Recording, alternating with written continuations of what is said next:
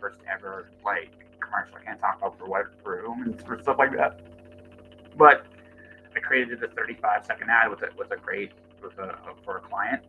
She was great to work with, probably the most tenacious person I've ever worked with, and that's awesome. Like say that in like the best possible way. But man, that was hard work. That was a lot of work to get that done. You think 35 seconds would be easy? It's yeah, you're like, and you're like, I have no concept. Have you ever done anything like advertising in that kind of sense, like for film and stuff? No. No. Would you?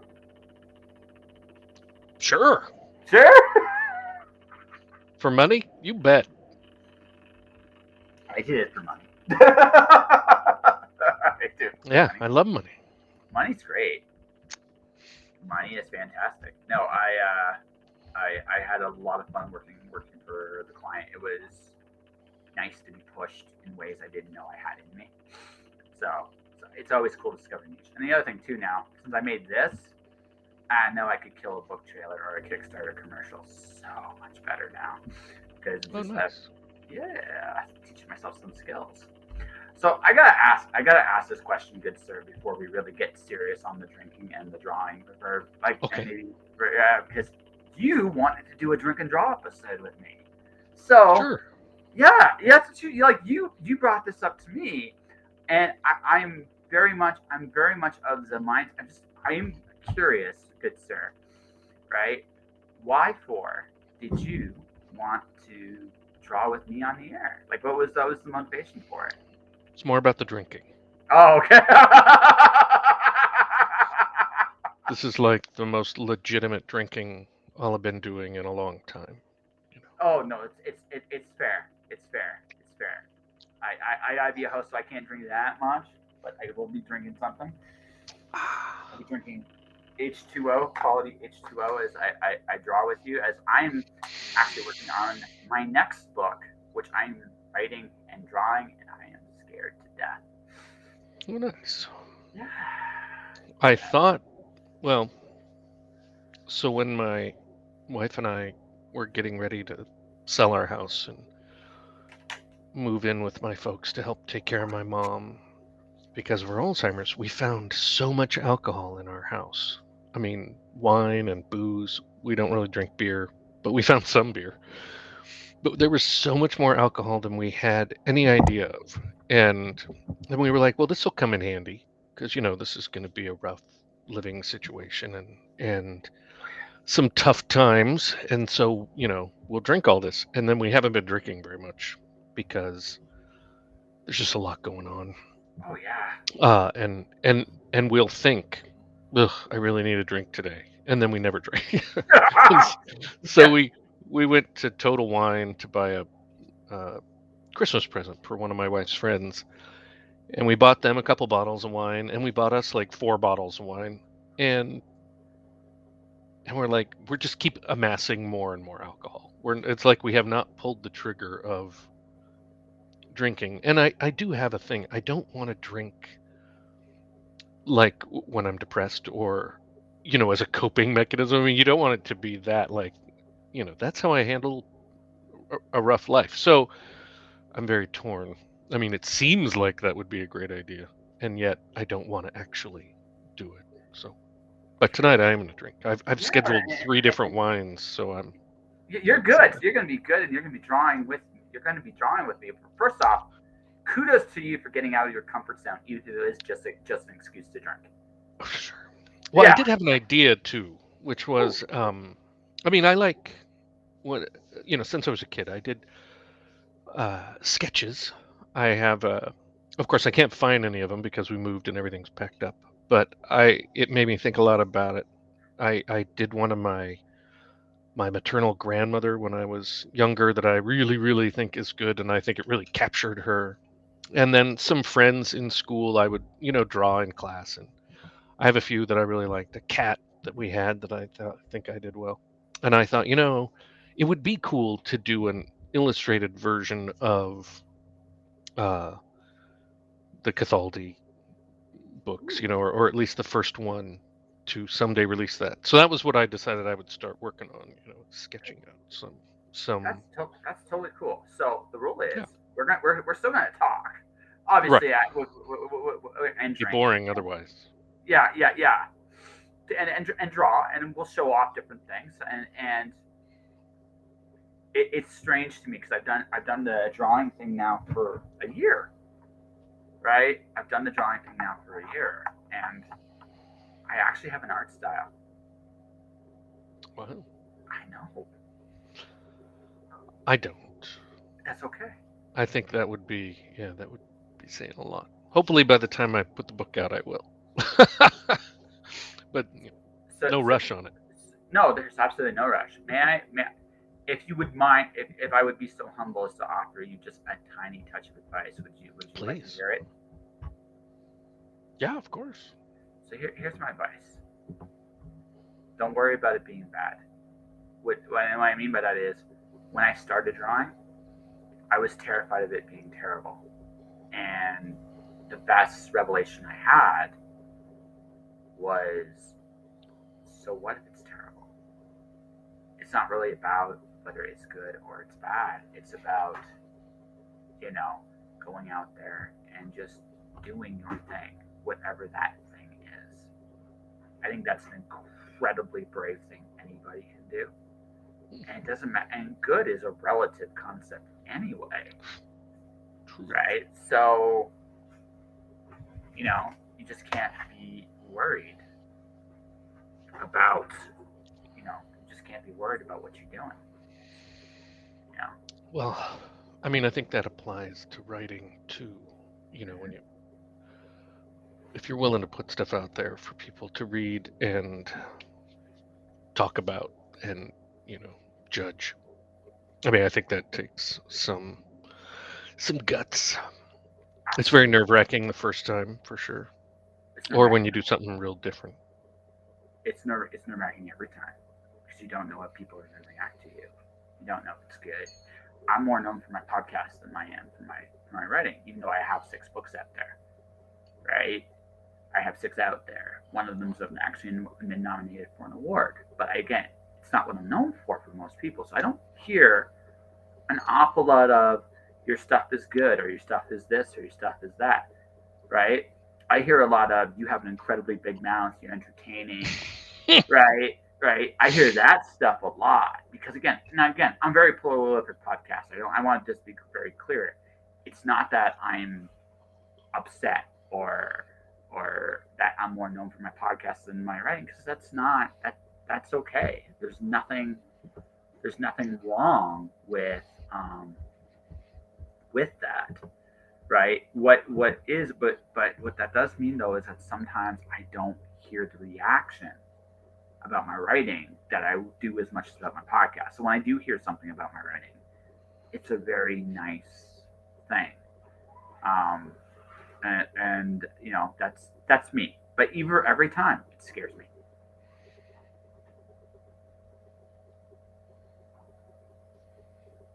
He's like, I'm drinking now.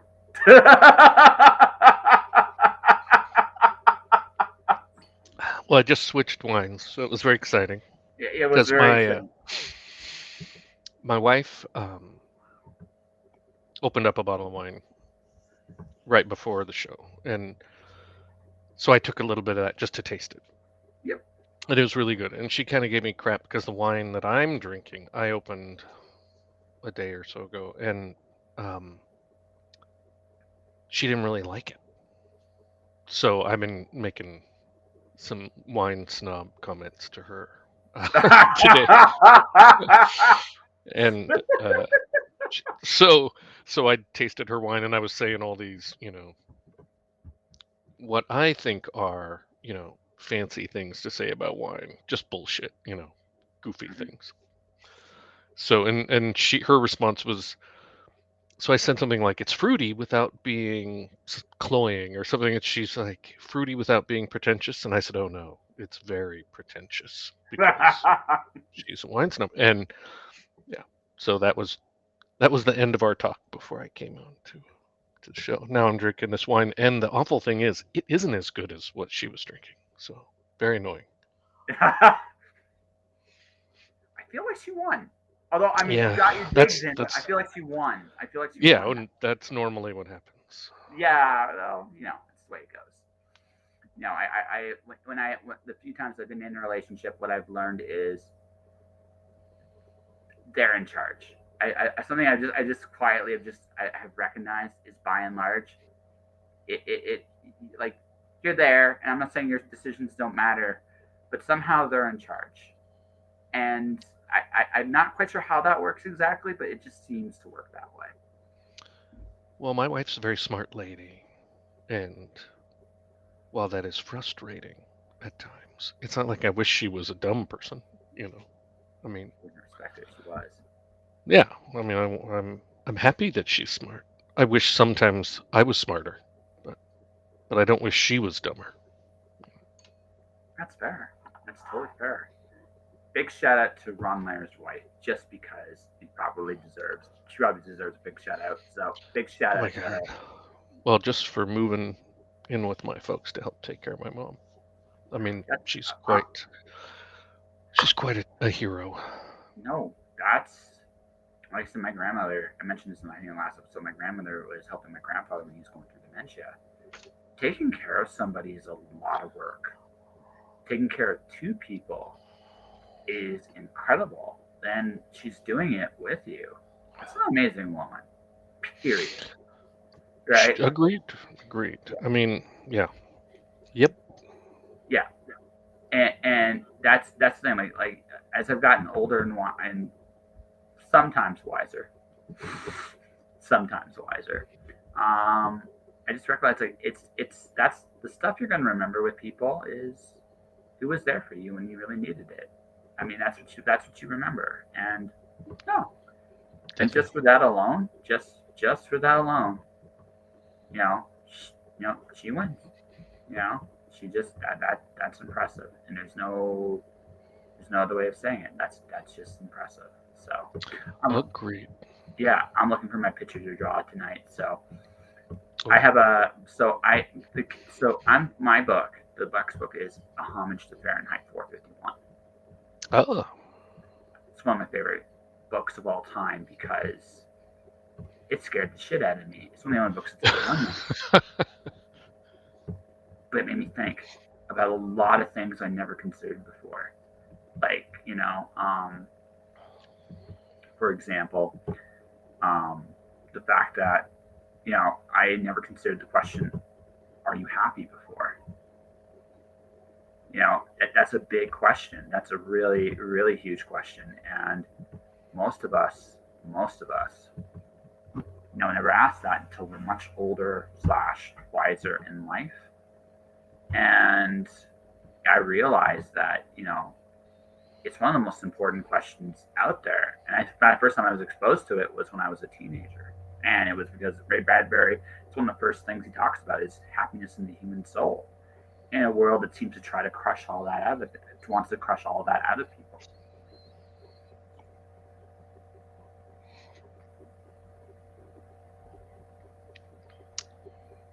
Good one. I'm pro happiness. Yes. Oh, everybody's pro happiness, I think. And, I don't know, man. I know some people who seem to love being miserable. oh, I've met those people too. Do you know I figured out how to destroy them. Destroy them. Yeah. And the best That part is seems very aggressive.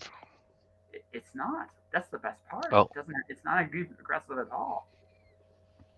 Be kind, and be incredibly kind to the point they have no answer for you. Ooh. It's mean actually because you can put people into a corner, right? And kindness is actually one of the cruelest ways to actually shut someone down. It really is because there's nothing you can do, right? You have to be willing to acknowledge that you're the asshole in the situation. And for a lot of those people, they don't want to do that. So you have to accept the truth. If I'm going to cut through your kindness, I'm being an asshole. There's only a very few instances where that is acceptable. And there's very few, very, very few. But for the rest, for the absolute rest of it, right? If you're just kind and there's no wiggle room for that but to be kind, then the miserable person has no fuel for their fire. Misery loves company, so the way you starve it to death is you make sure it's isolated all by its lonesome. I mean that way. Sounds like it. I know. It's like I went out there and so anyway, for the Paranoid 51, this is Nikki Nash. Or my attempt at drawing Nikki Nash right there, which is what I did prior to. Last time I was doing a drink and draw, which was actually on the weekend. So now I'm drawing a different version of her because there's going to be a few different scenes where the character she plays in is going to be there. So if this ever becomes a movie, like she's a lock to get the lead role or the role this is, because that's who I envisioned for this. But it's one of those situations where it's one of those things you just put out into the universe, and maybe good things will come of it. So.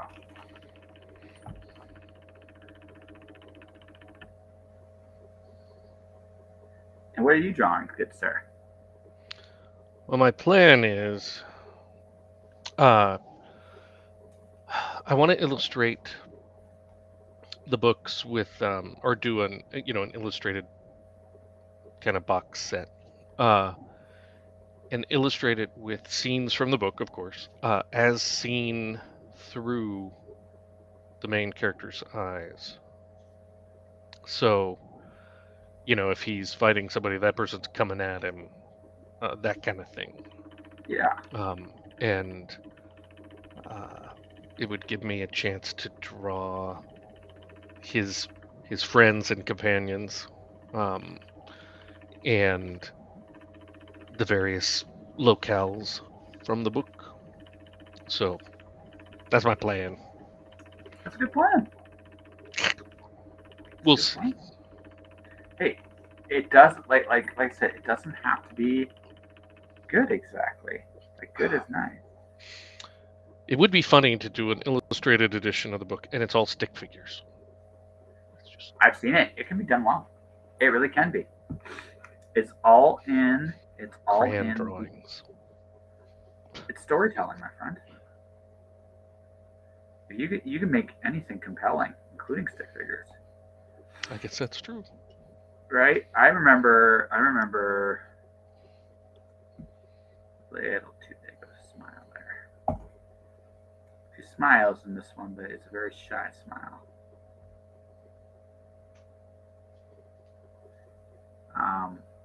Yeah.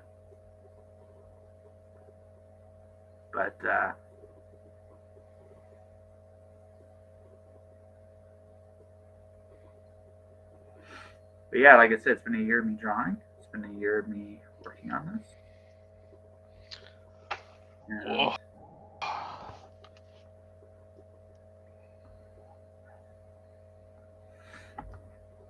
And it's been fun. It's been fun to learn the process. Nice. Yeah. What made you start? If it's only been a year. It terrified me, so therefore I had to do it. Fear for a lot of people is a prison. To me, it's a door. Because what you don't know what's on the other side of fear. That's what makes fear so terrifying. So the only way to really dispel fear is to face the things that terrify you, whatever those things are. So I did. So what I was terrified of is I would be bad. Instead, now I have it. But what it gave me was the confidence to say, well, so what if it's bad? It doesn't have to be good. And I thought, when I had that thought, it freed me. It's like, okay, I don't have to worry about being good. And what a wonderful thought that is, actually. You're not worried about failure or success or good or bad or a lot of the things that a lot of people have.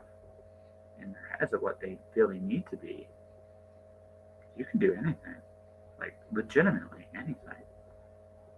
And and I'm one of those people that likes doing stuff, and trying things and learning things and all the things that's supposed to terrify sounds cool. Let's do those things because that's how you learn. That's how you grow.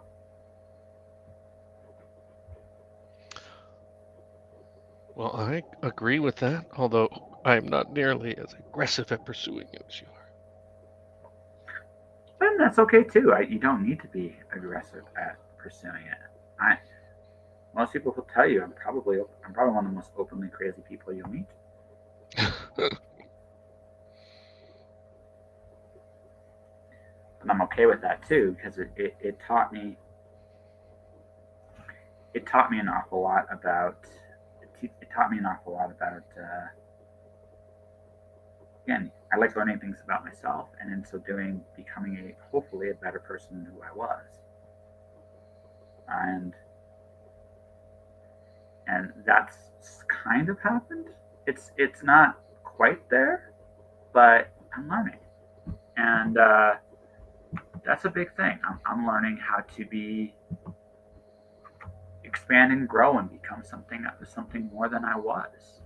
I don't know if that's a bizarre form of suicide sometimes, because finding people that will have that comfort to explore those dark places sometimes that's a rare thing. But if you can find it, and you find somebody willing, like I said, that's part of the reason why your significant other is such a amazing individual, is because she's willing to go into those uncomfortable places. Ugh, very true. Right? Oh yeah. It's one of those things I as I've gotten older, I respect that so much more. Right?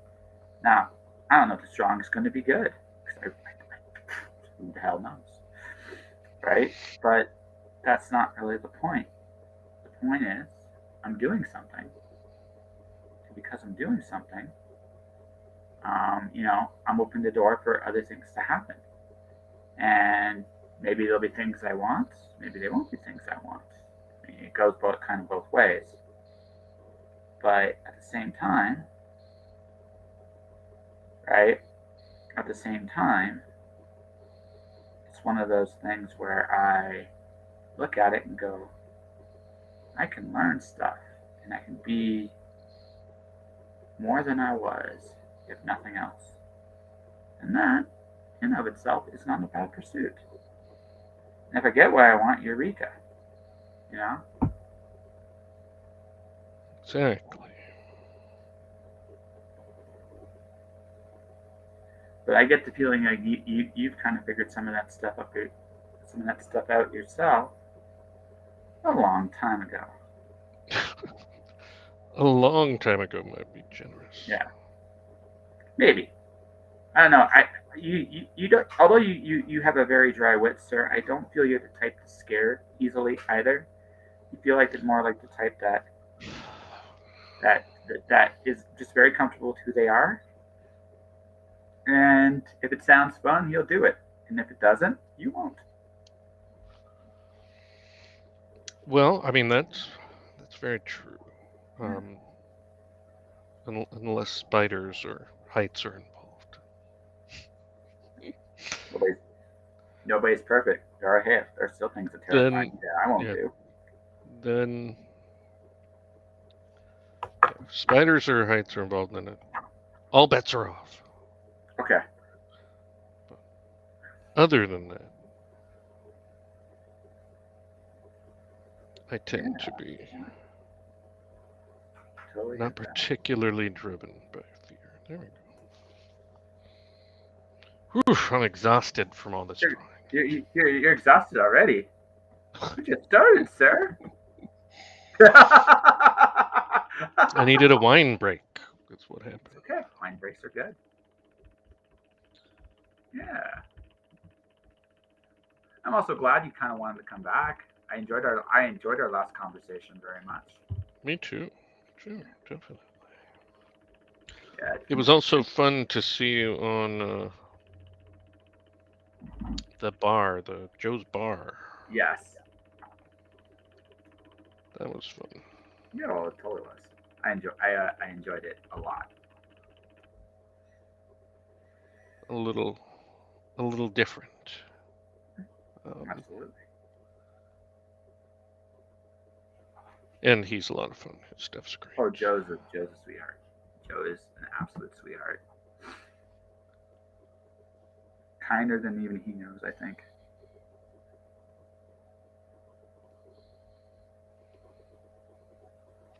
Could be wrong on that assessment, but I don't think I am. Me either.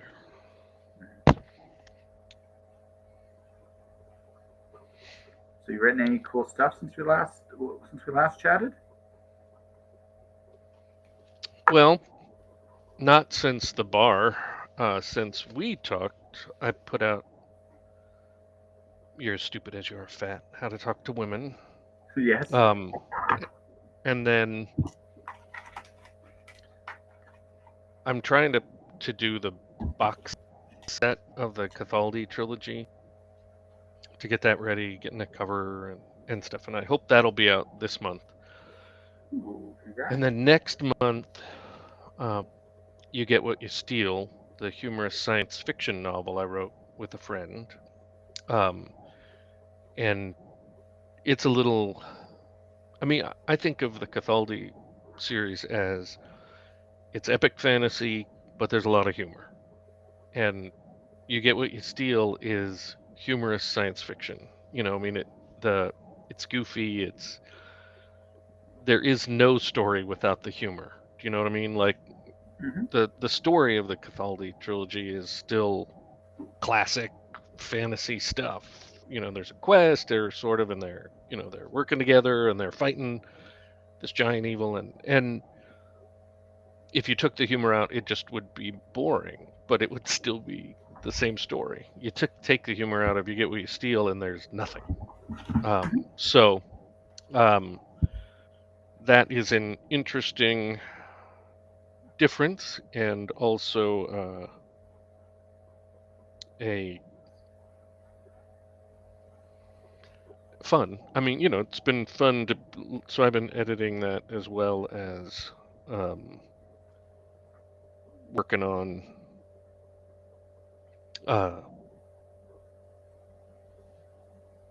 the box set. And then, of course, in March or so, I'm hoping to have an anthology that takes place in the Cathaldi world, but most of the stories in it are written by other authors. That's cool. And one of my friends, who's an author, inspired that idea. And I'm like, every indie should do it, because then you get a bunch of other authors who are going to promote the book. So, because, I do newsletter swaps and the other people aren't really concerned about getting their readers to read your stuff. They're not opposed to it, but they don't, you might have 3 or 4 newsletter swaps in your newsletter, and you don't read the books, you don't really push them, you just list the stuff, maybe throw up a cover. Whereas if you're an author on the anthology, I hope those guys will, they're all promoting. Part of the reason it's neat is because they're people who are promoting their work, but also, they're all interested. So anyway, I think it'll be very exciting. And I'll tell you what, it is surreal to read stories, and one's kind of basically a novella that take place in the world you've created. Oh yeah, absolutely. With your characters. I mean, some of them don't have my characters. They just have some like locales from the trilogy, or but some of them actually use characters from the from the trilogy there, and so to see those people speaking in a different voice, and I mean, it's very cool. Editing is very difficult, and you know, telling people that they have to change something, or well, the hardest is when you're telling them they have to do better. Like, hey, this character is really two-dimensional, and we need a lot more here. That's rough. Because they're doing you a favor by participating in this, and I mean, they may be doing it for another reason for them. They think it'll help get readers to their books, whatever. But still, it's hard to say. I mean, you can't say I didn't like this, or this is awful. It's kind of like working with volunteers. I don't know if you've ever served on any nonprofit boards, but all the people who serve on the nonprofit board are volunteers, and then all the volunteers that help the organization are volunteers, and so you can't order people around and be a jerk. I mean, and that's kind of how I felt as the editors. I had to couch everything very carefully, and here's some helpful suggestions, and and not make it sound like I didn't like what I read. But I still have to get the result, of stories that I like, and think are going to be beneficial to what you're going for. Right. I mean, you don't want people to, or I don't want people to pick up the anthology and then go, "Well, this is crap." I don't want to read any of the other stuff because these things are bad. So, I mean, every story I want to be as good as possible, and I mean, I hope that they feel there is a sense of quality about the product, and I mean, that's important shit. I mean, it. Yeah. So, except I do have one area of disagreement with you. Just one. It's not big. I expect you to tell me my stuff isn't up to what you're looking for. I don't feel like it's a bad thing because you're not doing me a favor. You're not doing me any favors. Couching me on that stuff shit. Right? That's a great point. Yeah, you're not doing me. And I mean, for me, it's just the approach. I mean, there's no. I'm just. Okay, yeah. So here's the story. When I was in high school, back many years, my best friend and I wrote together. We wrote humorous stuff, and then we graduated from high school, and we're living in different cities, and we would still share with each other the stories that we were working on. And one day he mailed me a short story he had written, and he was very excited about it. And it was the most boring, pointless, useless thing I'd ever written or ever read. And I mean, I don't even remember what happened in the story, but I remember what I thought at the time, which was the Paul McCartney song, "Someone's Knocking at the Door," and the lyrics are like, "Somebody's knocking at the door, do me a favor, open it up and let him in." And you're just like, did that happen to him one night? And he was stoned and he just wrote it down and made a song out of it. It's amazing. But it wasn't like that is an earth-shattering event happening. And that's what my friend's story was like. Nothing, it was just a slice of a day or of a day, and pointless. So I wrote back to him, and we had been best friends for a long time. Very on, I thought, with each other. And so I was very straightforward with him, and probably probably too blunt without it just didn't even occur to me they needed to couch what I was saying, because we had been so each other when we'd written a lot of stuff together, and it was very so we talk on the phone after that, and he acted like he was fine with what I had said. Thank you for being so honest, and anyway, he acted like it was no big deal, and that he wasn't hurt or anything by it until I sent him the thing I wrote, and he got it, and he he was so harsh on that story. I mean, like, it was so obvious when I read what he had written back about it that he was smarting over what I had said about his story. And it really had nothing to do with the story I had sent him.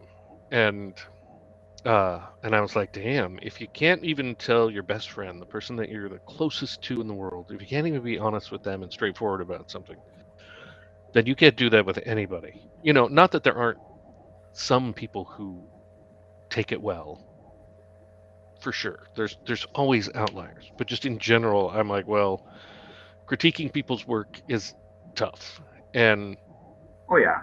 the guy whose idea it was kind of to do the anthology, because he read the first book of the trilogy and he's like, I love the world, I'd like to write something in it, and that inspired the whole anthology thought was, well, um, he had written a novel with his wife, his first novel, and he asked me to read it, and I read it, and it was fine.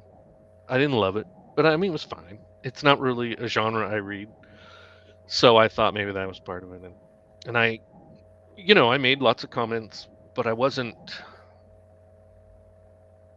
tough. I mean, I wasn't invested in the book being great like I am. I want the anthology to be great and each story in it to be great.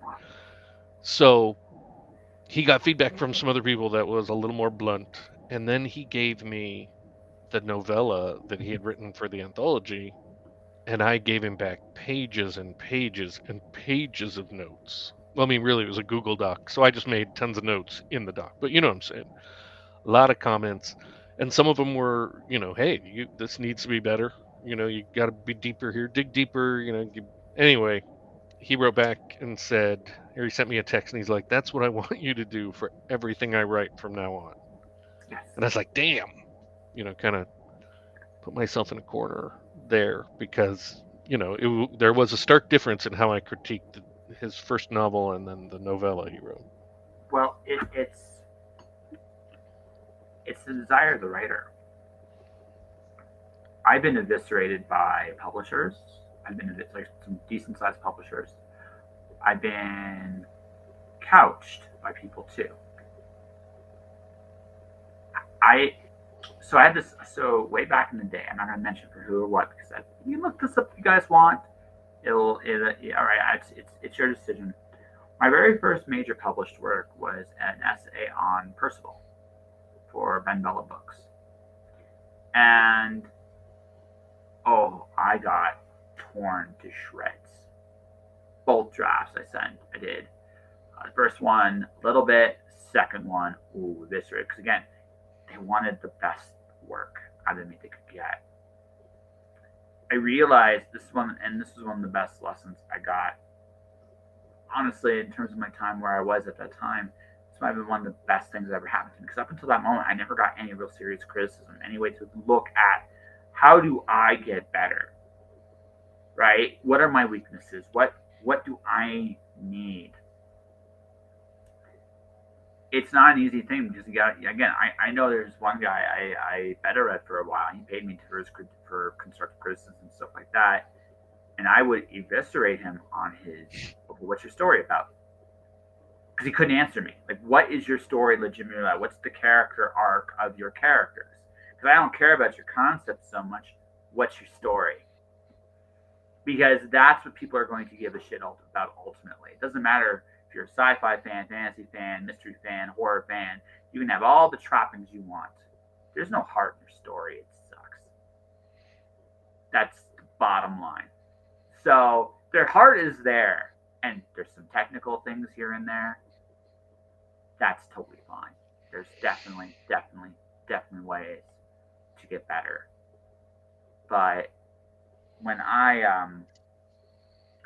had the opportunity to, so when I first was with him, I was harsh. I hurt him a little bit. But you realize too, it's like, I'm not doing this because I'm trying to be mean. I'm actually being kind. I'm telling you what your flaws are. Right? If I didn't give a shit, I wouldn't take this time or this trouble or this effort into it. I want to make you the best you can be. I don't care about anything else. I just don't. And that's the thing. And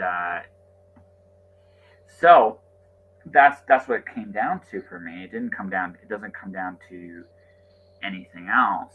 And when I work with people, with clients, when I work with, hell, one client I got fired with last year, my articles weren't up to snuff. They just weren't. Right? They just weren't. I wasn't upset about that. They asked me to do a job and I couldn't do it. It hurt a little bit. I would have loved the paycheck, but at the same time, I have to service their needs. Right? Definitely. Right? I have to service their needs. Like, again, there's no ego. I don't have an ego when it comes to making my product the best there is. I don't mind if you kick my ass. If you're right, you're right. Now, if you're wrong, I'm going to call you on it. But if you're right, you're right. If I can't defend what I'm doing, then there is no reason I should be eviscerated. Maybe not. Again, you don't have to be a complete mean person about it, but I'm in this to make money, and this isn't a hobby for me. I'm in this to make money. I love what I do, but I want to be as good as I possibly can. So that means, yeah, please take me to the cleaners. If I'm that wrong, you got all of my permission to do it. If I'm right, you better make sure you're right too. All I ask is your best as well. I want you to be as invested into it as I am, because it's the only way I'm going to get better at this.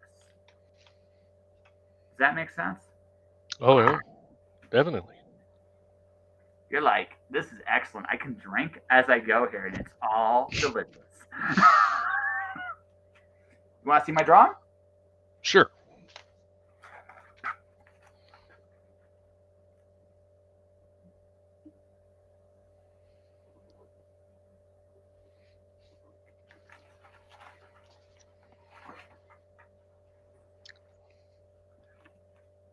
What do you So think? I can't see it.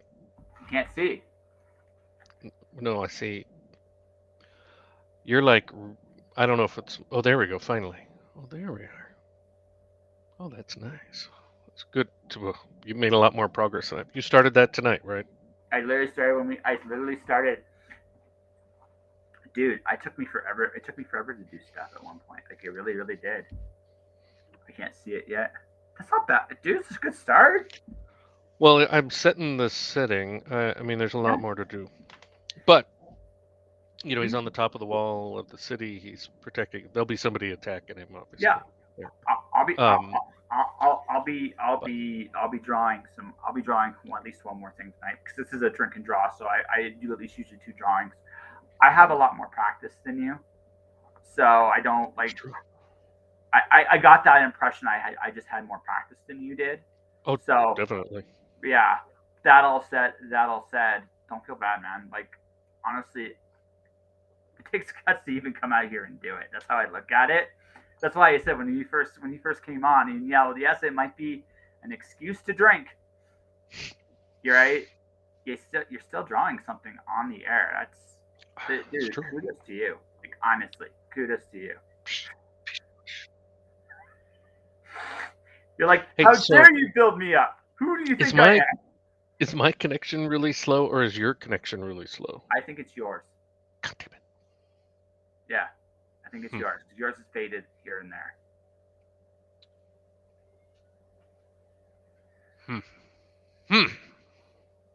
Life in the country.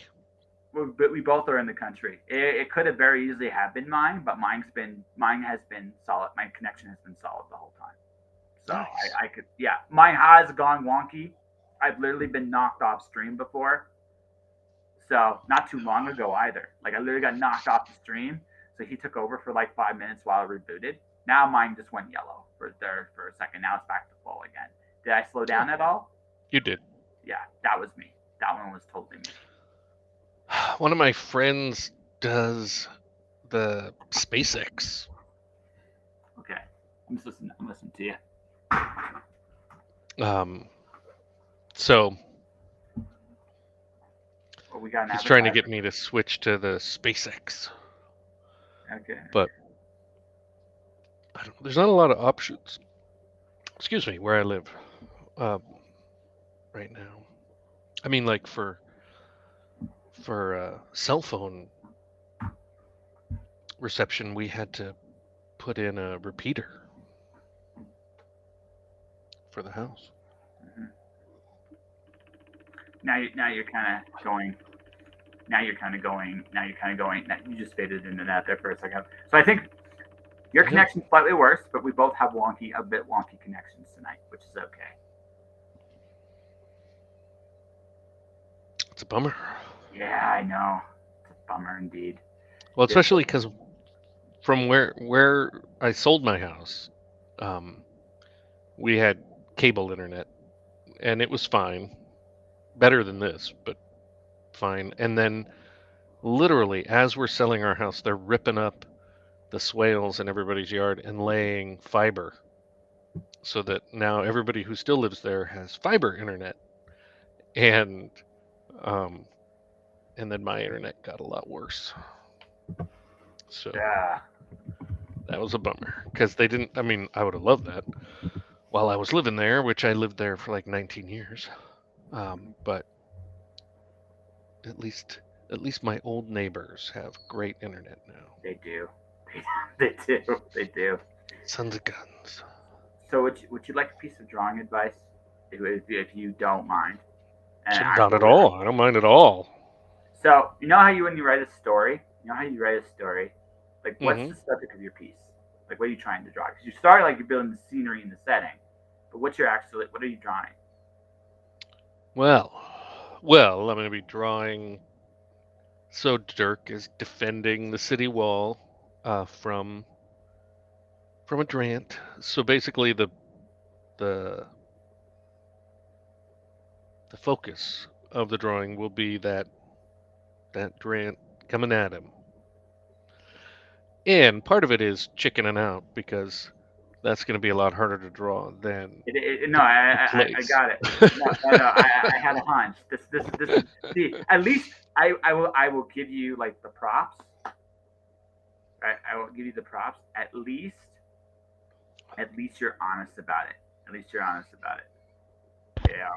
So the question is much like a good story, a good drawing focuses on the story. So my advice, good sir, is even if it's a spectacular failure, go for drawing the story. And if it terrifies you, then you definitely should do it. Because remember what we said at the start of the episode, fear is a door. Walk through it and see what happens. Well, it's not about being scared, although definitely it was easier. The other is the place where it takes place is very vivid in my mind. But what pose or motion the that is going to be in. I mean, part of it is I should go freaking read that scene again or that chapter. And be like, what the hell happened there? I don't know. So, like what weapons were they carrying when he's fighting them?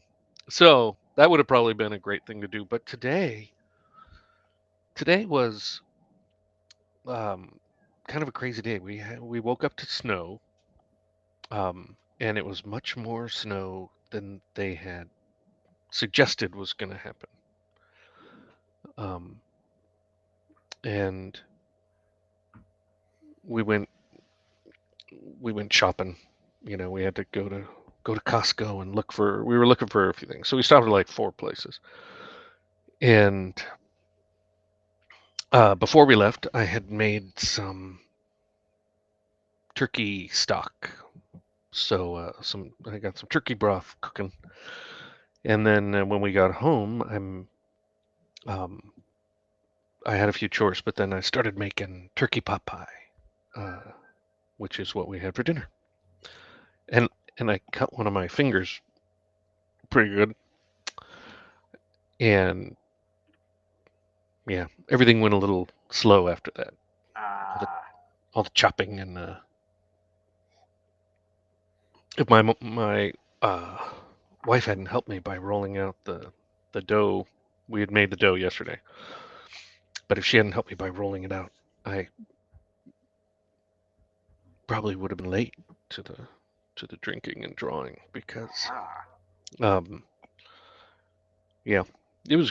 But I will say, the turkey pot pie was delicious, though.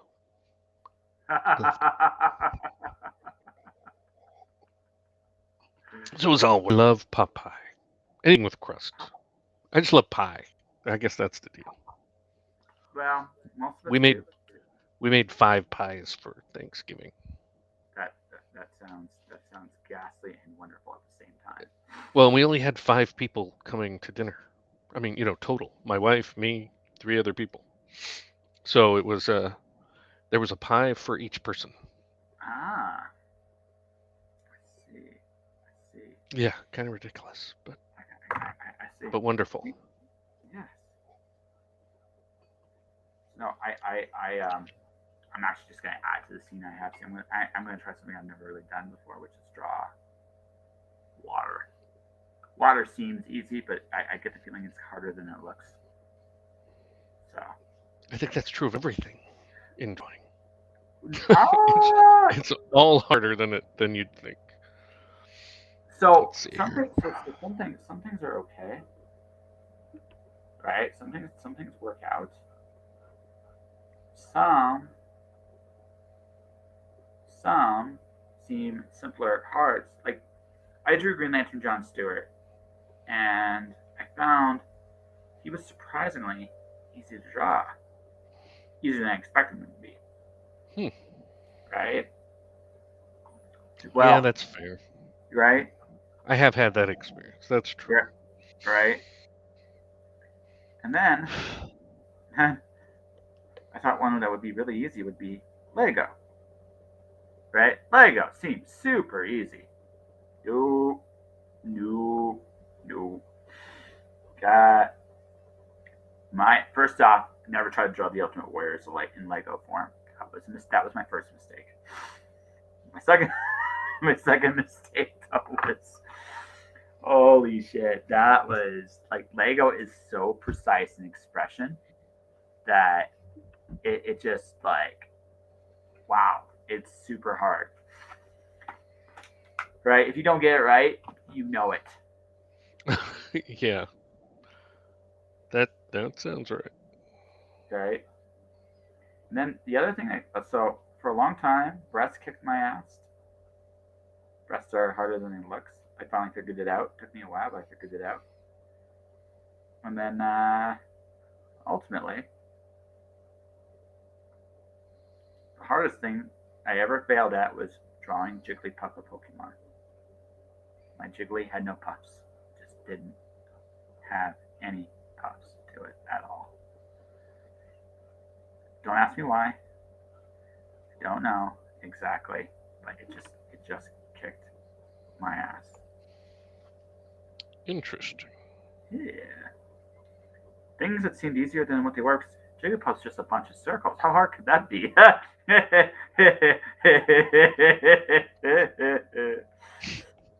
Jigglypuff, 3, Josh, 0. My Jiggly has no puffs. It's truth. It's the absolute truth. I'm sorry. That's a sad story. It is a sad story. It is a sad story. But you learn from these things. Again, Jon Stewart, Green Lantern. I got it. First time. It's like, how? So, modded this just slightly. Nothing big. Set a little. I don't know if that looks like water exactly, but it added something to the scene, I think. So now I gotta think of what else to draw. Maybe some kind of angry treant. Like maybe someone irate at the fact that he's getting attacked, or he has a town just in his way. That might be fun to do. I don't know. But you're drawing from your series. I could try it. Well, I have an artist for mine. I am working on my current series, so I guess. Uh, I guess what I could do is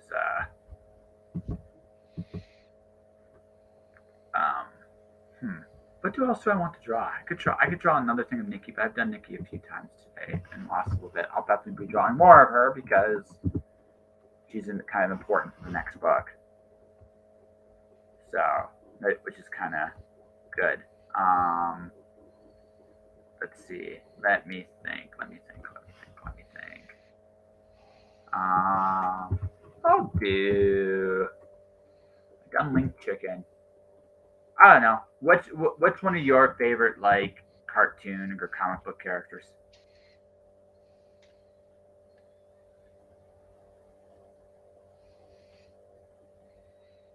I stumped him. One of my favorite cartoon or comic book heroes.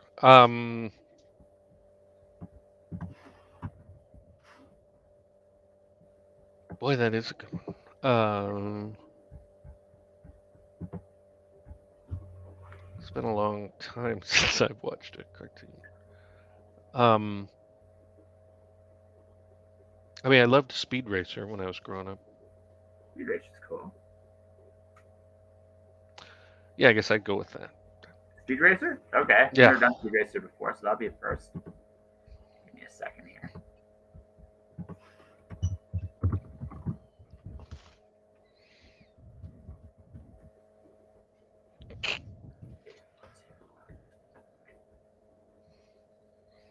Okay. This looks really easy, so I'm probably gonna get my ass kicked. Just fair warning. Just fair warning.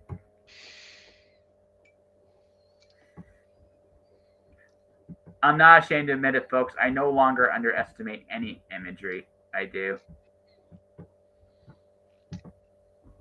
But I got one. We'll try it. We'll try it because there's even a car involved. True. So I have not done cars yet, so this will be my first. Oh, really? Hey. Even as a kid? I thought everybody drew cars as a kid. I drew cars as a kid, but since I've been seriously drawing for the last year, Gotcha. It's really good. All right.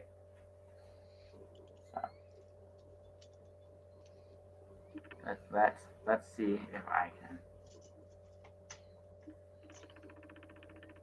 can do this, because Speed Racer is, one of those iconic things. So it's either going to be really, really easy to draw, or it's going to kick my ass. I haven't decided which way it's going to go yet. It's a little early to figure that out. Oh, you're going to decide whether it does it.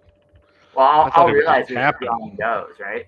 Hey, this is easier than I thought. Or, no, this is way harder than I thought. I'm getting my ass kicked.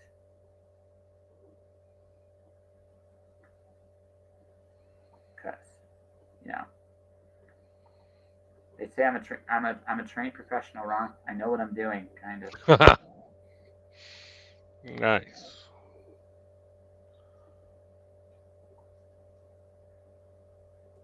they pay me to do things, good sir.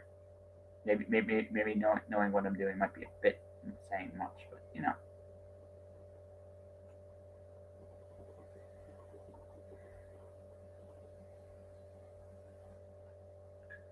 You know, it might be saying a bit much that I know what I'm doing, but so far at least, it's not so bad. Being very gentle how I say that because that could blow up in my face very quickly. Yeah, it could just blow up in my face. Would not be the first time something's blown up in my face.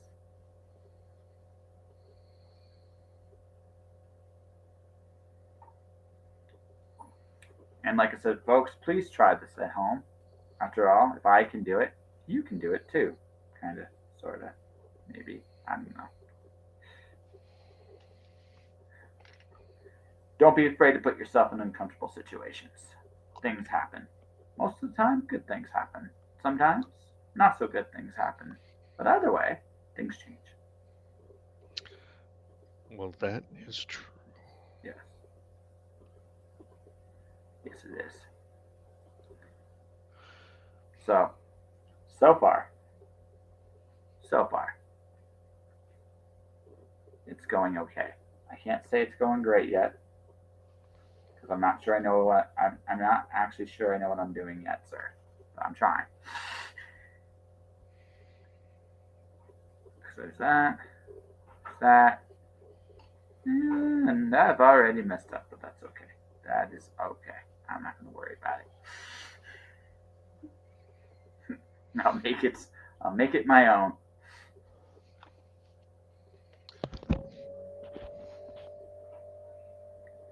So my verdict round so far is Speed Racer.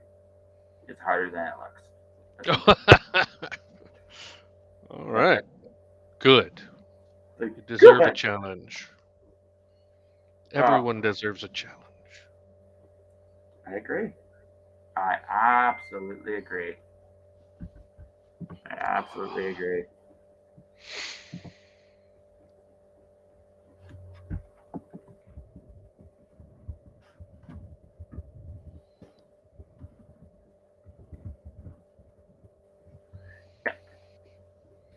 Yeah. It's been one of those things where I'm looking at Speed Racer and going, good sir, I think this iconic stuff. I see why trained professionals do it. I see. You have more respect for training professionals after you do your own stuff. So then I've actually drawn with professionals. Then I ask myself, what the heck am I doing here?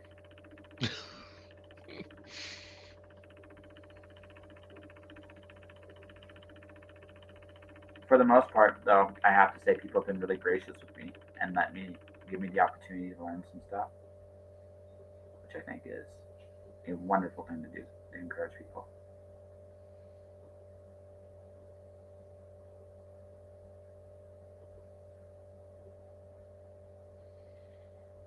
So, Well, of course, I haven't dealt much with artists except for cover artists. And so my humorous sci-fi novel, there's three main characters. One is a human thief and kind of an idiot, and then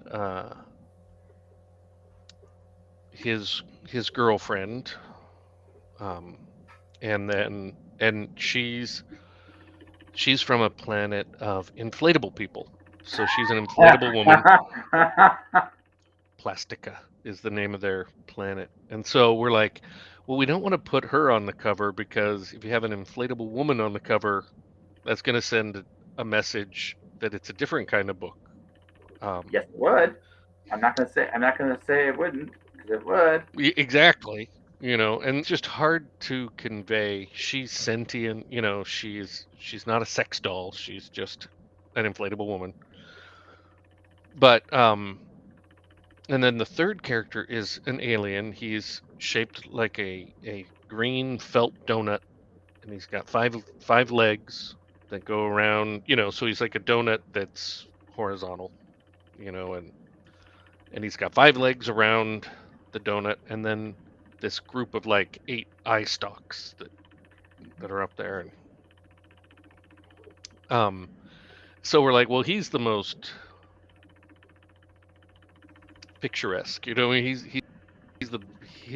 want him on the cover because he's different, Okay. and it'll definitely say science fiction because there's this alien guy, um, and and so me and my co-author each had a cover artist in mind, and his cover lived down the street from him. Like their kids went to school together, and he's like, I really want to work with him. I said, well, my guy is in Russia now. He just moved. So we're totally dealing over the internet, and there's got to be some value to being able to go over to the guy's house and say, hey, look, let's work on this face to face. So I said, go ahead. You try your guy. So the guy did a drawing of the cover, and Clint is the name of the character, the green donut guy. And Clint was the most terrifying thing I had ever seen drawn. I mean, he's supposed to be this like lovable, harmless looking guy. And I mean, he was terrifying. It looked like he had lungs underneath his eye stalks. It was grotesque and terrifying. Mhm. And so we ended up switching over to my guy, the guy who did the Cathaldi covers, and he did his first attempt, and it was more along the lines of what I was envisioning, at least. And but so I mean, and when you're working with a cover artist, I mean, I suppose anytime you're hiring an artist, similar to these people going to be in my anthology, you're like, you got to have something good from them. You can't just be polite and take whatever they draw, if it's not going to meet your needs. You have to be upfront with them about what you want, what you need. Well, you Uh, should be anyway. Like you really really should be. you Right. should. Although, you, I mean, I'm not gonna lie, and I've seen a lot of covers where it seemed like the artist or the author just went, "Yeah, that's fine," because a lot of covers I am not impressed by, and I don't think I'm a particularly harsh judge of covers at all. But there are times you see somebody's cover and you're just like, "Wow." I mean, that looks like my kid drew it. I mean, just Mm-hmm. not not the professional quality you would expect. And supposedly the guy that that did the first version, my friend's cover artist, looked at the covers of my books that he's done and some other stuff, and he's like, "Oh, well then I would go with him because he does murals." The guy that is no longer involved with the project, he does murals. I mean, he's a serious artist, but Mm-hmm. there's a difference between I'm an artist and I'm a cover artist. Absolutely. I mean, Um, that's a pretty specific line of work. it's so hiring an artist is tricky because Well, sure.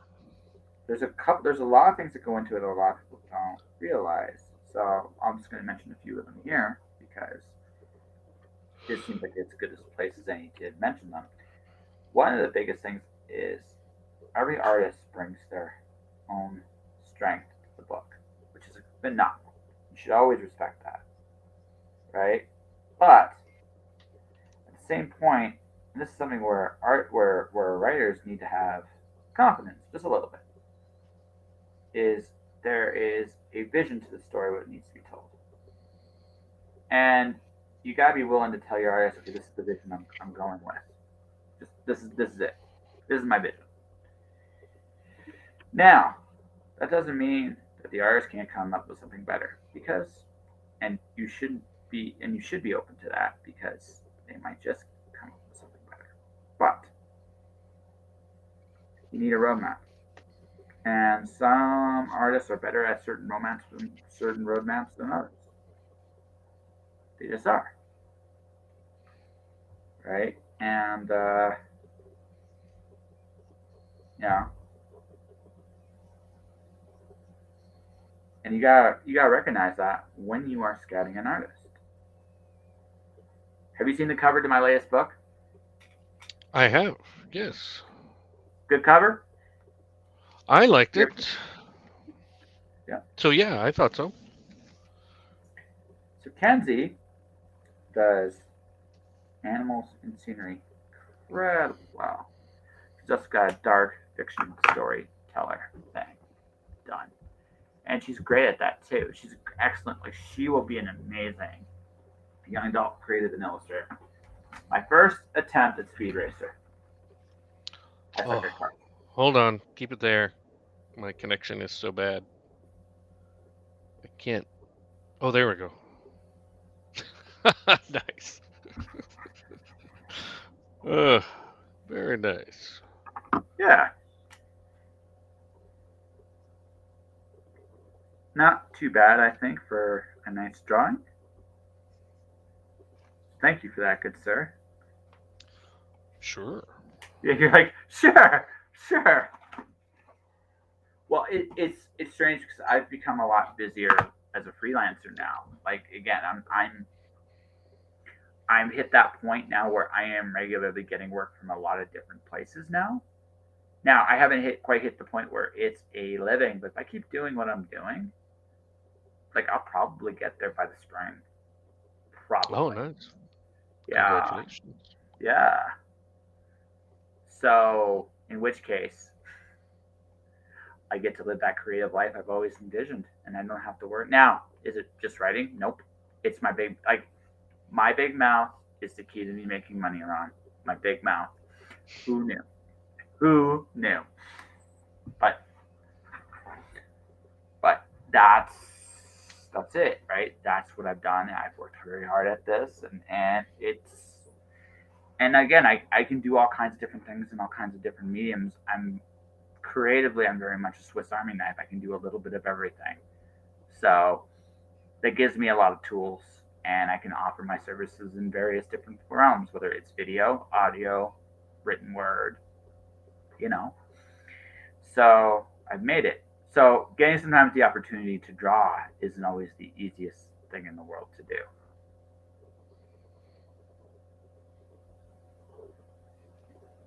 Makes sense. Yeah. The curse of your success. Yes. Well, I actually have to. So I have to actually pick up one of your books at some point. I am going to pick. So do you want me to wait until you get the illustrated edition done, or should I just jump in on the first version Oh of no, your I book? would jump in. The Yeah. illustrated, that'd be 10 years before I get the illustrated. Okay. I mean, Okay. I Okay. have like 3 books. Yeah. No, I mean, I've got a lot I'm doing. And the illustrating, which I will admit now in particular, because I've started another one.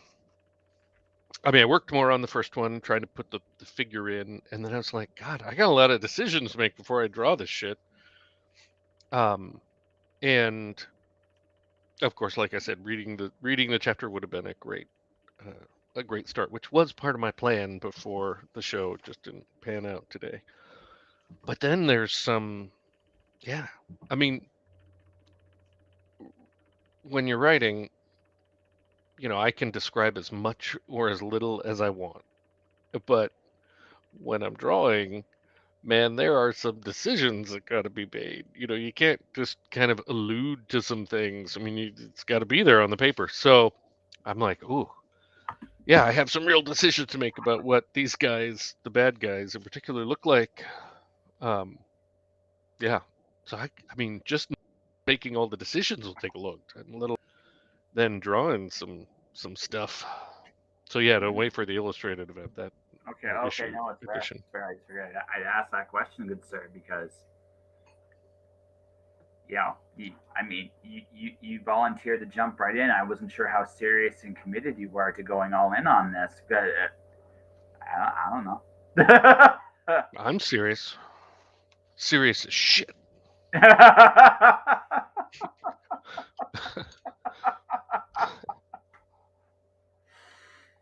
just having a good time, right? So Exactly. yeah. No, man, like nothing but respect for you even just coming up. I mean, I am curious if you've gotten how much farther you've gotten. Do you mind if I take it with you each show? Oh no, sure. So on the first one, Yes. I mean I've got. Yes, second here. I mean I know he's gonna be carrying a shield and an axe and coming at the guy, and then I've just got the body, his head kind of. I don't know if you can see. I can't quite see it. Just move it just a little bit. Okay, there. Stop right there. Hold it for a second. There's some. Oh, there you go. I If can I see do it. that, Yeah. so there's some head roughed in. Yeah. And then I want to do. So thinking about the Drant, the creature that's there. Oh, this is bad. Okay, I can't see it yet. I can't see it. So it's hard. Do you just have it penciled out right now? This is like just a screaming. I mean, I want to do a head, a face with a okay, push it a little further. Push it a little mouth bit open, further. screaming. So this is just teeth, like the. Yeah, very faint outliner. I think so, it's lighting in your house. Yeah, it's not as dark as the other one because I have a lot to think about in terms of physiology. No. So I'm just like, damn, there's a lot more work. I mean, if I was smart, I would have thought about a scene that only had people in it, and then I could have just drawn that would have been simpler than a creature that's totally made up, and I have to make all these damn decisions about them. But isn't that a good lesson in and of itself, though? Yes. Yeah. It was. Yeah, it's a great lesson. You learned something tonight, and very much. And at the same time, like this is what so my Fahrenheit 451 homage is actually about illustration, not so much about reading, but I'm using illustration to illustrate the differences. So the cool thing about that is, since I'm at the very beginning of my journey, I can have bad sketches in the book and it will work. That's the whole that's like, again, working within your limitations is a big thing. I'm getting confident. I'm not even good yet. I would just say I'm approaching confidence. Like I can do some shapes okay now. I kind of understand anatomy, right? But I still got a long way to go, and I know that too. So, like compared to some of the people that come on the show regularly, it's like I got years before I even come close to touching these people, and that's wonderful. You can see how far you can go, but one of the things that is okay, how can I tell a story with what I do know? And it's like making those decisions of what I see and what I don't see, which isn't that different than a novel. Novel, same thing. You're showing the audience what you see, but maybe most importantly, what you don't, what's implied. I think illustrated art's the same way. So did Joe come on and do a drink and draw? Yes, he did. Oh. Yes, he did. And is he an experienced? He is better than he gives himself credit for. Really? Oh, yeah. I've never even heard that he draws anything. I was really surprised with Joe. Joe finally went and did it, and it was like, holy cow! Like, oh yeah, he's actually got some talent. He's a very oh yeah, no joke. I'm not joking. Cool. Joe's surprisingly good at it. Nice. Right. I was expecting a lot worse than what I got. Joe is good. Right. If he worked at it, he'd be great. That's good because he's got a ton of free time. Exactly. The biggest media mogul of us all, Joe Compton. Yeah, the guy's nuts. Yeah. Yeah, the amount of stuff he's working on is impressive. Absolutely. Totally. I'm not even Joe. I have nothing but respect for Joe. Joe actually got an acknowledgement in Alice. Oh, nice. Yeah. He gave me my first review. Hopefully, not my last review. But I mean, Of anything or of just the current Alice book. I've gotten reviews. Okay. I've actually gotten some decent reviews on The Watcher, my very first book, and It was my first one, and I again, my talent is when people read my stuff, they are pleasantly surprised by it. It's like I will take surprising my reader each and every time. It's kind of one of the goals.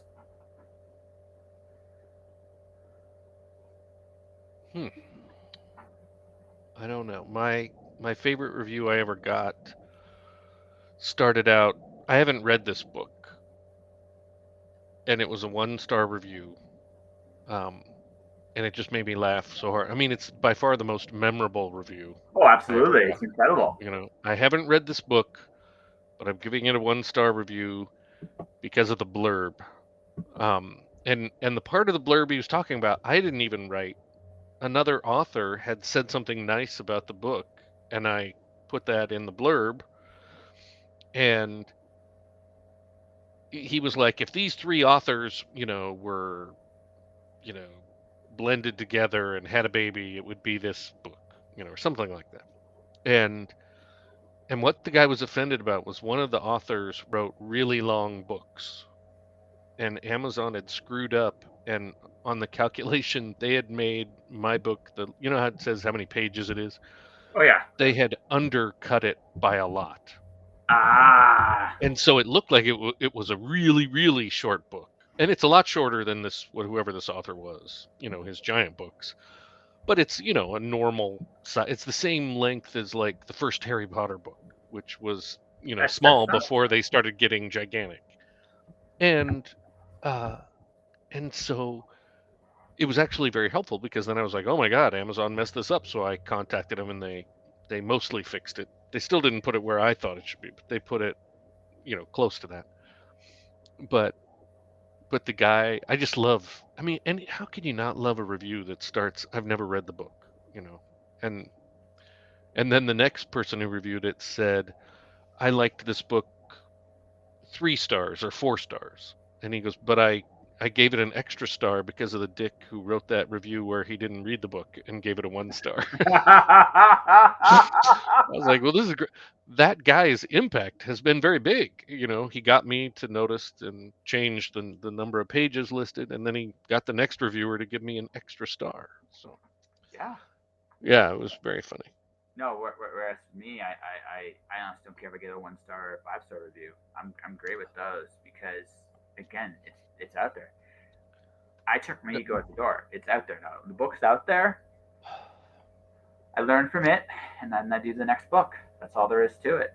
Exactly. I mean, hey, I love every review. Anybody who takes the time to do a review. I mean, I read very quickly. I've read a lot of books, and I review a small fraction of them. I try to review the books that I love the most, especially indie books. If I really like an indie book, I try and write a review for it. And then I publicize that review on Facebook and Twitter and in my newsletter, and try and Yeah. get those people some sales, because it's just so hard as an indie writer to get readers to give you a chance, and to find your stuff. So, um, I mean, I understand. I don't review every book I read. I can't do that. Some of them because I think the books are shit, and I don't want to put a review Oh up yeah. that attacks somebody's work. It's hard enough to write.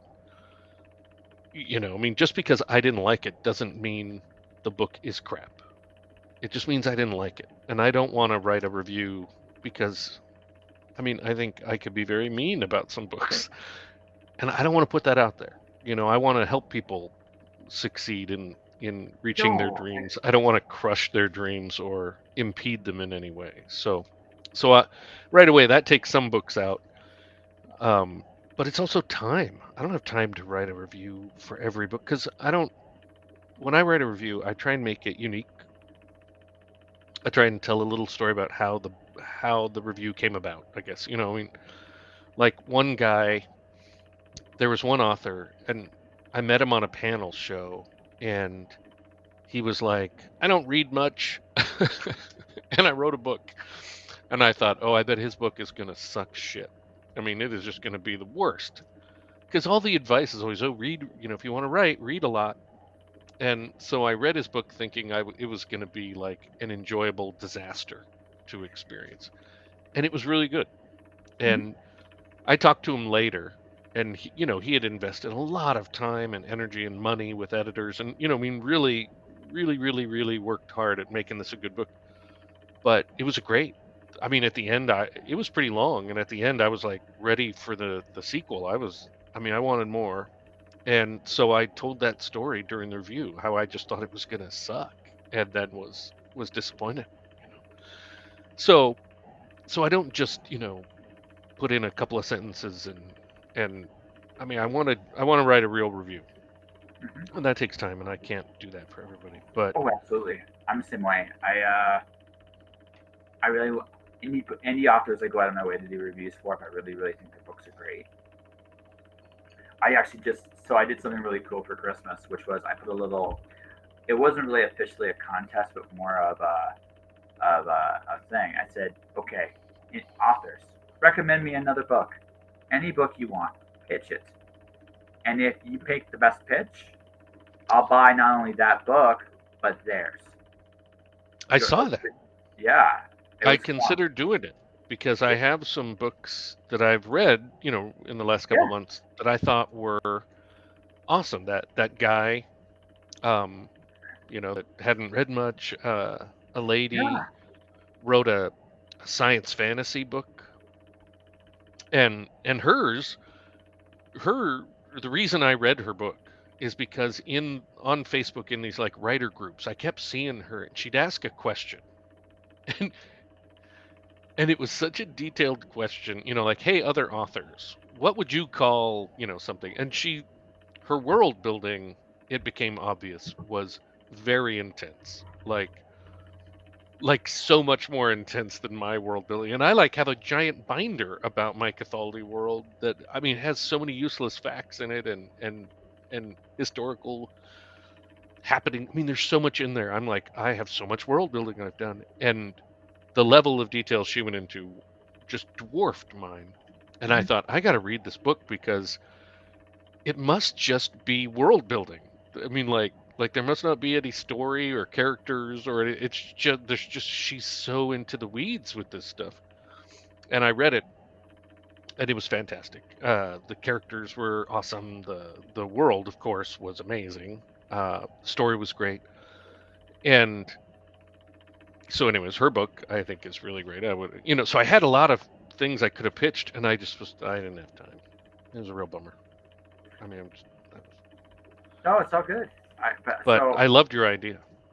No, I thought it was a great way to support indies during this time of year. It's like I'm hoping Hmm. you support your friends. I made it fair. It's like if someone wanted to pitch music, they could pitch music, video games. I had a $20 limit on video games and art, but they were fair game too, right? Because I respect Nice. it takes guts to create anything, man. It really really does, I agree. and I respect anybody making the attempt. So I had to DQ one person. She was really sad about this, but I had already bought. I supported his Kickstarter, so I own the book. So I go. I like he's out. Like he's just out just because, right? Um, one of the people that pitched. So there's a show I'm going to be on in January. I'm literally going to order it live on the air when Oh, the nice. yeah he probably won't watch this. So I'm almost certain that it's going to be a nice surprise.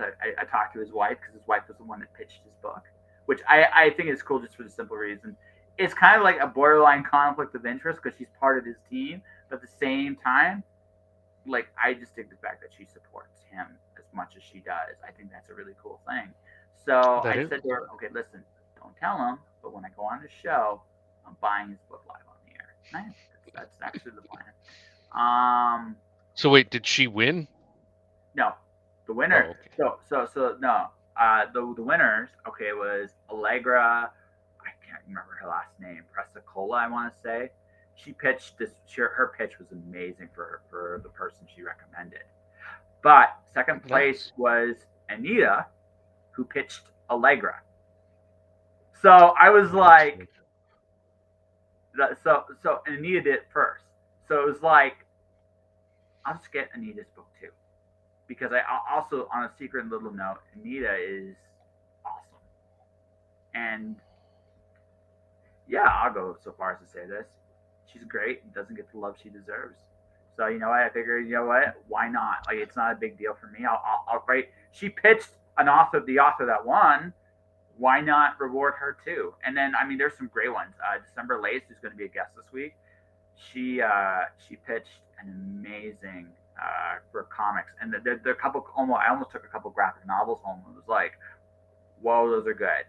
The one that almost made it though was Lisa Macon Wood's her pitch for her friend about a vampire in like back in the era of the Civil War slavery. It's like, oh, that one's on my wish list. The next time I buy books for fun, I'm buying that one because that one's really good. Like, I looked at the concept; it's called Invisible Web, I think. It's like, okay, then that was really like the concept was amazing.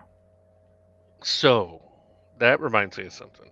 So because I have been working on this anthology and talking to authors, trying to get them to write stuff for the anthology, and then saying, frankly, I think every indie author should do this to get increased exposure for their work. And one guy, when I said that, said, "Yeah, I'm doing it." He's got an indie publisher, and because he works hard at promoting his work, they love him, because they're like a lot of authors, they get a publisher, even though it's a tiny indie publishing house, and they think they don't have to do any promotion. And they're like, but you're, busting your butt trying to get the word out. So they put him, I don't know if in charge, but involved with their next anthology, which is historical alternate history fiction. And he's like, you should write for it. And I'm like, oh, you bet. I would help anybody with, who's working on an anthology. And I love anthologies. I loved them when I was growing up and reading. I mean, I even enjoyed when you'd read one story and be like, that's the best story I've ever read. And then you read the next story and you're like, that's a piece of shit. I mean, I just, it's so fun. I mean, you just don't know what you're going to get. So I said I would do it. And now I have to figure out what alternate history, you know, I'm going to write about. Um, and my first idea was I'm going to write where the difference in my world is going to be that only intelligent people can vote in the United States, and what a difference the world would be, because you don't, any idiot can vote right now, and we can see the results in elections sometimes where we we get what idiots wanted. And so I'm like, there'll be some sort of test to get people. I mean, and this could never happen because no one could go to the public and say, I want to disenfranchise a bunch of voters. But I thought that would be funny. I don't I don't want to write that, but it was what popped into my head. But now I actually have to pick out something, some moment in history that is different, and then the consequences of that. And I mean, that's a fascinating. I love reading alternate history. I had never thought about writing it, so that's really fun. I mean, so another benefit of doing this anthology now, I'm going to be writing something it had never popped into my head to write. So No, yeah, for me, it's the middle 1930s. That's the era I would do alternate history on because we are, in one sense, we're in a similar time in a lot of ways. But the one I'm really interested in talking about here is the inventions. The 30s was one of the most inventive times of our history. A lot of people don't realize that, but so many things came out of the 30s, which led to so many even more things that came out in the 40s, right? But the 30s is where a lot of those inventiveness started. So, considering where the world went towards the end of the 30s, what if the world had been just more focused on inventions and improving the world for the better without going to the lowest common denominator? It would be a very different world than what it is today, right? So I almost feel like we're kind of in that point, like at that point again. But even so, um, what's happening now? Then now it's a cool connection to now, but it's also just like, what if um, some of the things you're working on using light to heal. It's a 1930s idea. What if Tesla had been allowed to really create that unlimited power world? What if Oppenheimer had been able to work on his energy projects, or like not for war, but for actually the betterment of the world? Like you had some of the most brilliant, I mean, all the brilliant minds of the 40s were around in the 30s doing their thing. Just the nature of where the world went at the end kind of dictated where their inventions went. But what if that hadn't happened? What if somehow we could have prevented World War II by just doing some very small changes to Germany in the early 30s? You did those small changes, you might have prevented a lot of what came later. And if you had, you still had a Great Depression. It's not like the world didn't have problems, right? So so I mean, it's one of those situations where okay, but now we're not heading towards that inevitable big world war. Now we're heading towards, you know, you know, maybe kind of like another version of decentralization. Who knows, right? But I mean, that's it. Like, what if World War II hadn't been the driving force at the end of the 30s? Instead, what if it had been something else? We'd have a completely different world than what we have today. Well, that is true. You just gave me an idea. Woohoo! Yeah.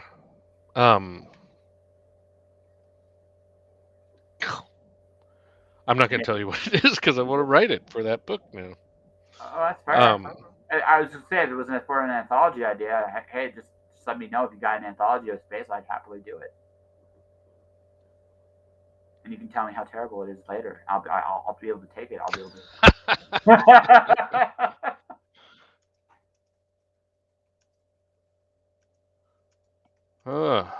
that's great. Oops, God, man, I'm just such a bad typist. I mean, you suck when you go back and read it and you're like, oh, that's not even going to make any sense when I try and read that later. You know, Yep. that, But the idea, but you got the idea down. It's the important thing. well, when I learned how to touch type, I learned with the Dvorak keyboard, which the QWERTY keyboard that we use was designed to slow people down because the secretaries at the time, when it used to be in alphabetical order, Yep. and because we all know the alphabet, they with the the ones that went like this, they would lock up. If you type too fast, they lock up, and so they made the QWERTY keyboard to slow people down. So Dvorak was like, I'm going to make a keyboard that is designed on your strongest fingers have the letters that you type the most often. So the ones that your pinkies use are going to be the least, Z, the letters that you use the least, Z and Q. So I learned to touch type with that, and now I suck at touch typing with a regular keyboard. And that is my excuse. Fair enough. Fair enough. But I got a good idea for you. What's that? I gave you a good idea. Oh, So you did? No, that I thought you meant another one. I was like really going to cash in. no. At that point, then we talk consultation. At that point, I need more ideas. Well, okay. Well, the funny thing is because the idea you gave me is what would prevent World War II, and then the other idea I have for this anthology I want to participate in is what we would happen at the what could have happened at the end of World War II. Um, Yeah. so There you so go. I've now got two things. I guess I'll just write two stories and see which one sucks the least. Given Yeah, that's always a good strategy, my friend. Which one was the more interesting one to do? yeah, Right. So but anyway, yeah, I think Mr. Ron, we have an interview here. What do you think? yeah, I think so. There we go. And more importantly, I got stuff to write, so this is like Yeah. I'm on So I mean, fire. and I have my freelance. I have a freelance gig. I have to finish. So, but on that note, Perfect. before we walk away, I'm going to reiterate this again. It took guts to come on a show like this. I mean, My pleasure. you drew on the air. You showed I people did. your stuff. I'm just giving you nothing but respect for that. Well, that is very kind Yeah. because now as I look at them, I'm like, that is very kind. No, I started, like I said, the only difference between me and I get it. I know how terrifying it is to come on the air and go like, well, what if this is good or bad, or because I did it for a year. I wasn't good when I started, and what I yet, like. Oh, go ahead. right, I wasn't good when I started, and but I still did it anyway, and I didn't worry about it. Well, what I like is the whole idea of doing the show made me think about, doing an illustrated version of the books and maybe other books. And then the process of being on tonight made me think a lot about what that will mean. I mean that the process that I'll have to go through to make that reality over time. So I've enjoyed that very much, and I think that's very valuable, very interesting. Oh, So I'm I've gotten a lot out of it.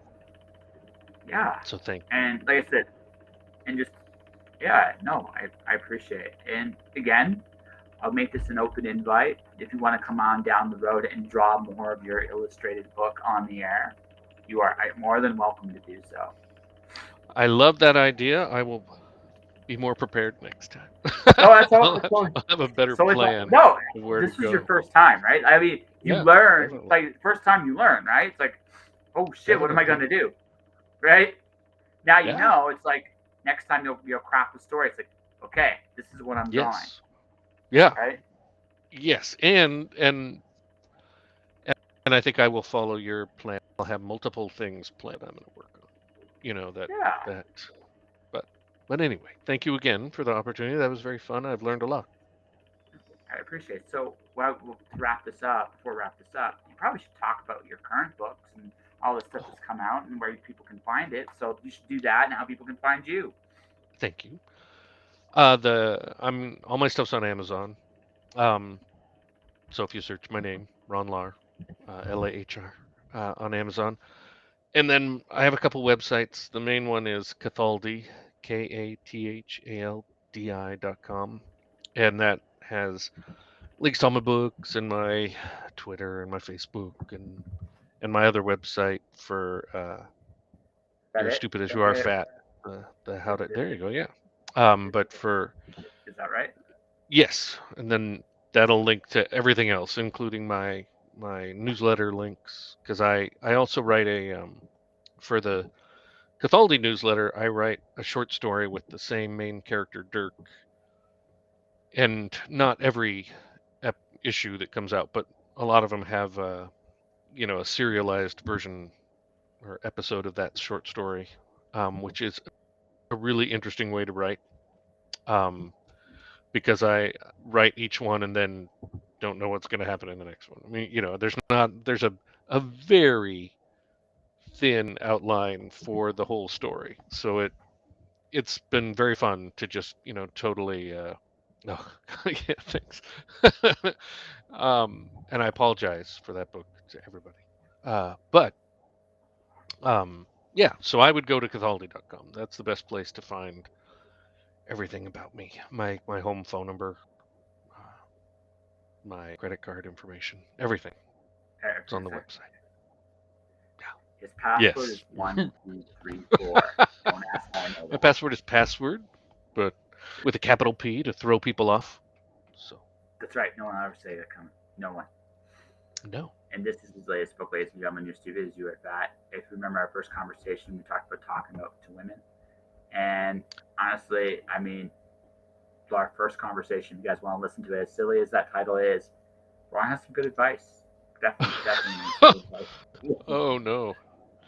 Oh yes, I'm damning you with praise, so that when if Yeah, things I'm go like, oh south, God, nobody should follow the advice in the book. I personally may have actual good advice, but boy, not much of it made into the book. That's for sure, because excellent. it is just supposed to be funny, although it's also horrible. I mean, so okay, just finished reading Children of Cathaldi, the first book of the Cathaldi series, because I was going on shows and other authors would hold up their book, and like I didn't have a book, and so I ordered a copy of my paperback so I could hold up my book and be like, "This is Children of Cathaldi." So my dad was like, "Hey, can I read that?" I read it out loud to my mom, and she's got like really severe Alzheimer's. In fact, we think she has Alzheimer's and um, the vascular dementia from having strokes. So she's like got a double whammy in it. It's really bad.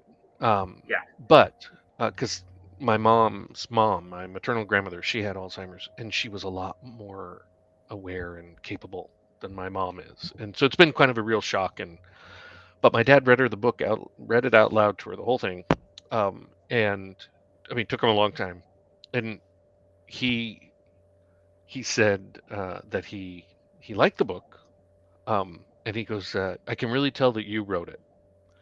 There's a lot of you in it. And I'm like, well, thank you. I think so too, except for, of course, the murdering and, the killing people and the sexism and I mean, all the awful stuff. Yeah, except for that part. Yeah, there's a lot of me in it. And then I'm like, God, what if he read "You're as stupid as you are fat"? Because it's just, yeah, it's really, I mean, politically incorrect is a very polite way to put it. It's it does not convey how bad the book is, in terms of things that happen in there. But anyway, Cathaldi.com. There you go. I'll just scan real quick, folks. This is his website. Definitely go check that Thank you. boy out. And I forgot to mention this tonight, so I will mention this tomorrow. Speculative Fiction Academy is sponsoring this podcast this month, and this week nice. and next week, I'm going to be giving away a free course ticket, so you can go learn one course on the stream. I will be doing this tomorrow since I got so caught up with everything I was doing today.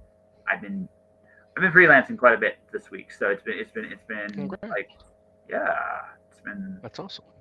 Well, yeah, just this assignment, the first assignment I did for video commercial has been very all consuming. That's been my weekend, and so I've been so caught up with that. I just haven't got everything there. So starting tomorrow, folks, anyone that makes a comment here on Twitch will be entered into a drawing, and on Friday, I will pick a winner at random, and it will be a free thing for the Speculative Fiction Academy. So first things first. I'm such a prepared individual. For the Speculative Fiction Academy, if you guys want to do anything science fiction, there's also there's some schmo that does a podcast course there. You may or may not have heard of him, Josh something or other. Right, but comment this week, and you can definitely enter yourself into getting a course for free from a great institution. My latest release is Alice 1, which you can definitely pick up right here. That is Alice 1. If you like croquet in the underworld, Alice taking on Jason in an epic poem which mashes together Alice in Wonderland and Greek mythology, this is for you. I guarantee you. Like Joe Compton said in his review of it, this book will surprise you. I promise you it will. I had a ton of fun writing it. Yeah. So I had a ton of fun writing it. It's really, really, really fun, and definitely check that out. To everybody watching, everybody listening, I got myself a really cool week. I got Sylvain Nouvelle as my guest tomorrow night, December Lace Wednesday, and then Friday, I don't know. My guest on Friday had to pull out due to a medical, so I'm looking for someone there. But my next 2 days, I'm sure, are going to be amazing.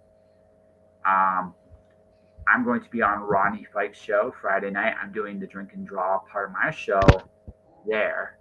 So I might just look for someone to fill in the gap Thursday instead of Friday, just because I'm going on Rodney's show. But it's going to be a fun week. I'm here to promote my book. I'm here to promote other people. There's some great people this week and next week as we close in on episode 700. To anybody watching, to everybody listening, thank you for watching. Thank you for listening. Stay inspired. Keep shining in the dark. And I'll see you guys tomorrow night. And thank my guests, the incredible Ron Lahr, for coming out and trying something new. Thanks for having me, man. Good to see you again. Good to see you too.